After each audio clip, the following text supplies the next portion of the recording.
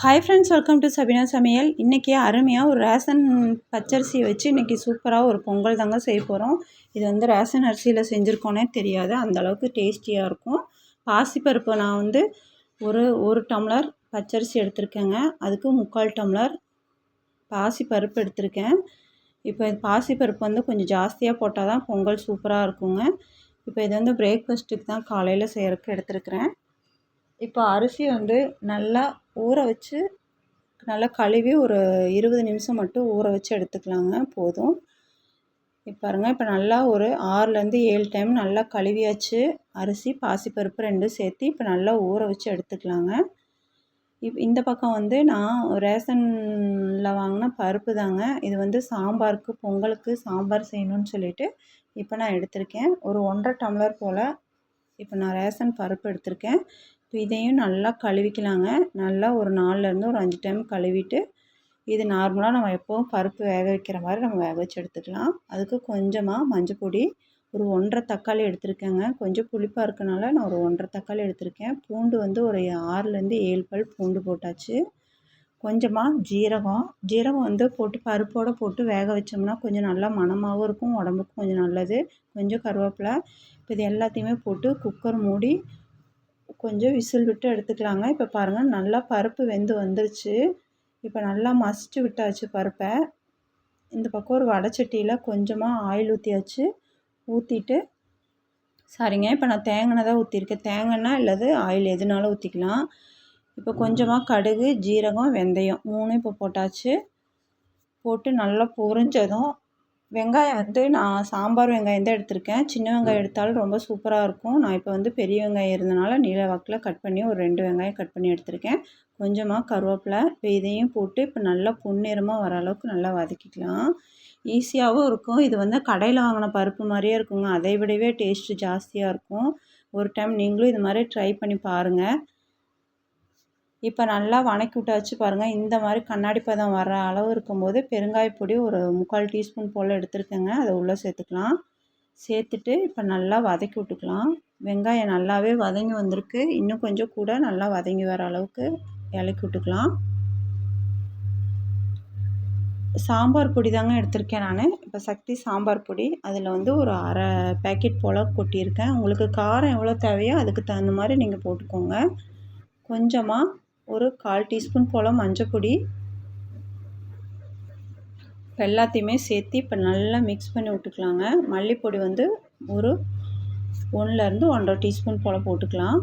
போட்டுட்டு இப்போ எல்லாத்தையுமே நல்லா கலந்துட்டு, காரத்துக்கு நான் கொஞ்சமாக மிளகா பொடியும் சேர்த்துருக்கேங்க. இப்போ இது எல்லாம் சேர்த்து ஒட்டுக்கா வதக்கி விட்டுக்கலாம். இப்போ நல்லா இந்த அளவு நல்லா வதக்கிட்டு இப்போ நம்ம எடுத்துருக்க பருப்பை உள்ளே ஊற்றிக்க வேண்டியதாங்க. இப்போ காய் போட்டு நம்ம வைக்கிற மாதிரி இருந்தாலும் இதே மாதிரி மெத்தடில் வைக்கலாம். நான் வந்து டிஃபனுக்கு தானே சாம்பார் வைக்கணும்னு சொல்லிவிட்டு நான் வெறும் வெங்காயம் மட்டும் போட்டு வச்சுருக்கேங்க. இப்போ நல்லா இலக்கி விட்டாச்சுங்க. இப்போ பருப்பை உள்ளே சேர்த்துக்கலாம். சேர்த்துட்டு இப்போ நல்லா கொதி வரட்டும். இப்போ பருப்புக்கு தேவையான கொஞ்சமாக உப்பு நம்ம டேஸ்ட்டு பார்த்துட்டு போட்டுக்கலாம். கல்லுப்பு கொஞ்சமாக போட்டாச்சுங்க. போட்டு இப்போ எல்லாம் ஒன்று சேர நல்லா மிக்ஸ் பண்ணி விட்டுக்கலாம். நல்லா கலந்து விட்டாச்சு.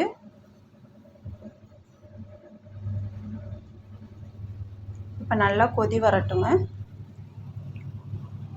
இது வந்து நம்ம இட்லி, தோசை எல்லாத்துக்குமே இந்த சாப்பாட்டுக்கும் சூப்பராக இருக்குங்க. இப்போ வந்து கொஞ்சமாக நாட்டு சக்கரை ஒரு பிஞ்ச் மட்டும் இப்போ போட்டுக்கிறேன். ஆப்ஷனல் தான், உங்களுக்கு பிடிச்சா நீங்கள் சேர்த்துக்கோங்க. இனிப்பு, புளிப்பு, காரம் எல்லாம் சேர்த்து நம்மளுக்கு சூப்பராக இருக்குங்க. கடை சாம்பார் மாதிரியே இருக்கும். இப்போ அவ்வளோதாங்க, சாம்பார் சூப்பராக ரெடி ஆயிடுச்சுங்க. கொஞ்சமாக லாஸ்ட்டாக மல்லி இலை கொஞ்சம் போட்டுக்கலாம். இந்த பக்கம் வந்து நம்ம அரிசியும் பாசிப்பருப்பும் ஊற வச்சுருந்தோம் இல்லைங்களா, இப்போ நல்லா ஊறிடுச்சு. இது அப்படியே வந்து ஒரு குக்கரில் சேர்த்துக்கலாம். இப்போ குக்கரில் சேர்த்தாச்சுங்க. சேர்த்துட்டு நம்ம வந்து நார்மலாக வந்து 1 டம்ளர் அரிசிக்கு வந்து 2 டம்ளர் தண்ணி வைப்போம். இது வந்து கூட ஒரு 2 டம்ளர் எக்ஸ்ட்ரா வச்சுக்கலாம். இப்போ பாருங்கள், மொத்தமாகவே நான் 1.5 டம்ளர் தான் எடுத்திருக்கேன். பருப்பும் அரிசியும் 2ம் சேர்த்து இப்போ நான் வந்து ஒரு 7லேருந்து 8 டம்ளர் பக்கம் வைக்கிறேங்க. ஒரு 2, 3 டம்ளர் எக்ஸ்ட்ராவே வச்சா தான் அது நல்லா நம்மளுக்கு பொங்கல் சூப்பராக குழஞ்சி வரும். நான் 8 டம்ளர் பக்கம் வச்சுருக்கேங்க. நான் 1 டம்ளர் அந்த அரிசிக்கு பச்சரிசிக்கு வந்து நான் 4 டம்ளர் கணக்கு பண்ணி வச்சுருக்கேன். அதே மாதிரி பாசிப்பருப்புக்கும் சேர்த்து இப்போ நம்ம எப்போவுமே வந்து குக்கரில் நம்ம அரிசி எவ்வளோ தூரம் ஊறி நம்ம வைக்கிறோமோ அந்த அளவுக்கு நல்லா சாஃப்டாக இருக்குங்க. அரிசி இப்போ நல்லா ஊறினனால தண்ணியை கொஞ்சம் எக்ஸ்ட்ரா வச்சா நம்மளுக்கு சூப்பராக வெந்து வந்துடும். இப்போ நம்ம பொங்கலுக்கு தேவையான உப்பும் உள்ளே சேர்த்தாச்சு. இப்போ நல்லா இந்த மாதிரி கொதி வந்துட்டு நம்ம குக்கர் விசில் போட்டு வச்சோம்னா மேலே நம்மளுக்கு பொங்கி வராதுங்க விசில் வரும்போது. இப்போ நல்லா நான் ஒரு 4லேருந்து ஒரு 5 விசில் மட்டும் விட்டு எடுத்துக்கிறேன்.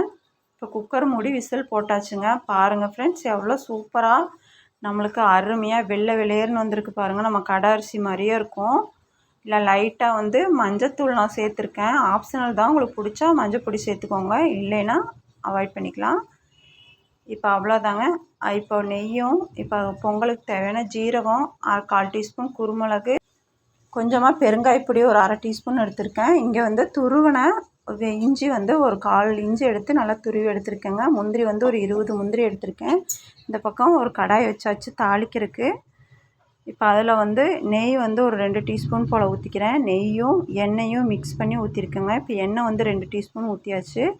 இப்போ அதுலேயே வந்து நெய் ஒரு 2 டீஸ்பூன் ஊற்றிக்கிறேன். இப்போ நல்லா காஞ்சதும் இப்போ நம்ம எடுத்து வச்சுருக்கோம் இல்லைங்களா தாளிக்கிறதுக்கு, அதையெல்லாம் உள்ளே சேர்த்துக்கலாம். இப்போ தாளிக்கிறதுக்கு இப்போ போட்டாச்சு. போட்டுட்டு இப்போ நல்லா நெய் காஞ்சதும் இப்போ நம்ம எடுத்துருக்க பொருள்லாம் உள்ளே சேர்த்துக்கலாங்க. ரொம்ப டேஸ்டியாக சூப்பராகவும் இருக்கும். காலையில் பிரேக்ஃபாஸ்ட்டுக்கு, நைட்டு டின்னருக்கு அந்த மாதிரி நம்ம செஞ்சுக்கலாங்க. டக்குன்னு செஞ்சிடலாம்.